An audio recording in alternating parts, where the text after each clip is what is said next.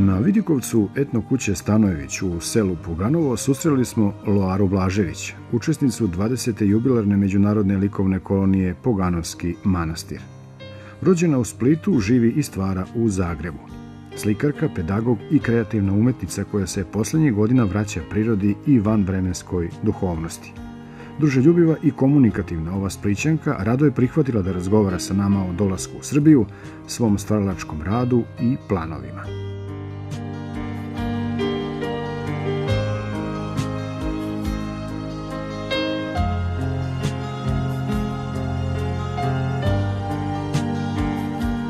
Akademska slikarka Loara Blažević dolazi nam iz Zagreba, ali je rodom iz Splita, Splićanka. Odakle je jedna Splićanka ovdje u likovnoj koloniji, to jubilarne 20. ovdje u Poganovu? Došla sam tu i jako mi je drago jer je ovaj dio Srbije za mene potpuno nepoznat. Evo, obećala sam da moram govoriti na dalmatinskom dijalektu, pa ću se potruditi. 30 godina živim u Zagrebu, pa sam naučila govoriti službeno. Tila sam doći vidjeti ovaj kraj jer je za mene potpuno strani, potpuno nepoznat, a gledala sam na televiziji o Staroj planini i fasciniralo me. Tila sam vidjeti tu prirodu, tila sam osjetiti taj pastirski ambijent i tu autentičnu staru etnokulturu koje kod nas nema. Sad ovako, ovaj kraj, da li je dovoljno privlačan za slikare? Da li pruža dovoljne motive za vaše slike ovdje? Kakvi su utisci uopšte vaši ovdje? Pa, moje slike se baziraju na ikonama, a od uvijek nije to prigodno. A što se tiče same prirode, sve što je istinsko i autentično, sve je blizu umjetnosti, jer umjetnost je u stvari jedan jezik neizgovorljivoga, koji je u stvari ono što je između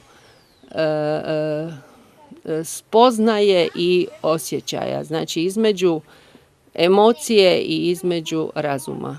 Dakle, jezik koji izražava ta granične kvalitete znanja. Sad ovaj motiv na platnu, šta predstavlja? Pa ovaj motiv predstavlja, ne znam, hoćete li vidjeti, motiv je, kažem, polazi od ikone, ali on je u stvari apstraktna figuracija. Zašto apstraktna? Zato što se bazira na zrcalnoj dvostrukoj simetriji koja je bit svakog stvaranja. Znate ono kako kaže u Bibliji, kako na nebu, tako i na zemlji. Znači, bit svakog stvaranja je to umnožavanje i dijeljenje, jel? Dvostruka simetrija u kojoj onda dolazi do tog dijeljenja i daljnjeg, rekli bismo, biološkog razmnožavanja. Tako da sam ja tu neku genetsku informaciju ili genetsku metodu primijenila na svoje slikarstvo i na taj način pokazujem šta je ono bitno u životu, a to je ne materija koja meni ta ikona postaje samo motiv, a ono što je bitno je ono što je nematerijalno, dakle duhovno, jer kaže se da je Isus vrata, ja sam vrata, put. I kroz mene će, preko kao Isus je vrata, kroz vrata ćete u onaj drugi nematerijalni duhovni život.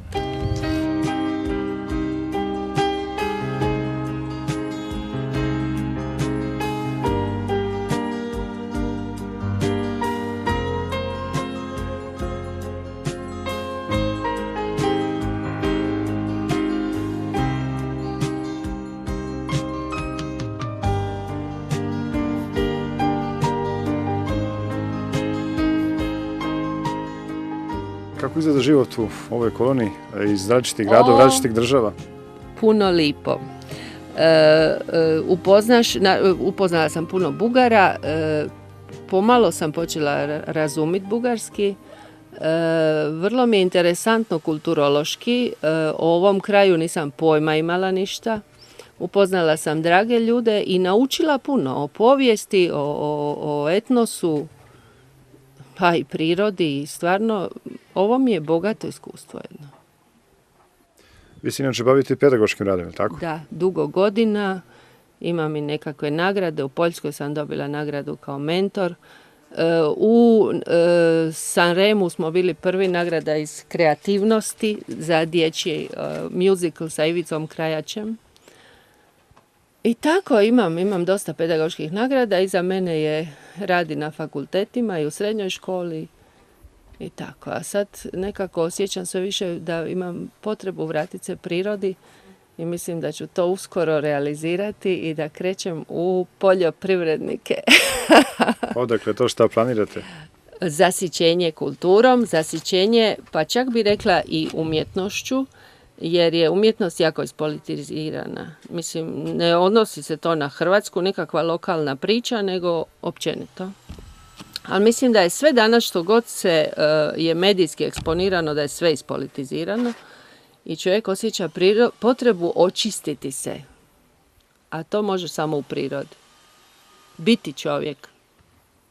Kad si licem u lice sa onim naturalnim silama.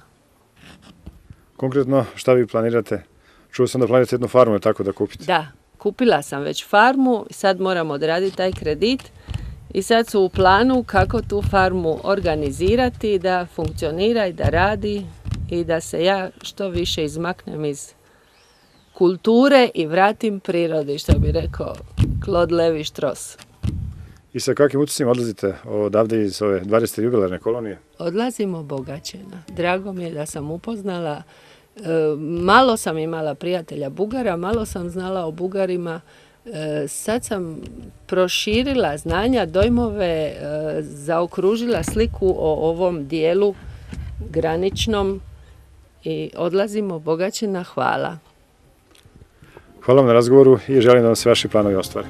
Hvala lijepa, hvala što ste me pozvali.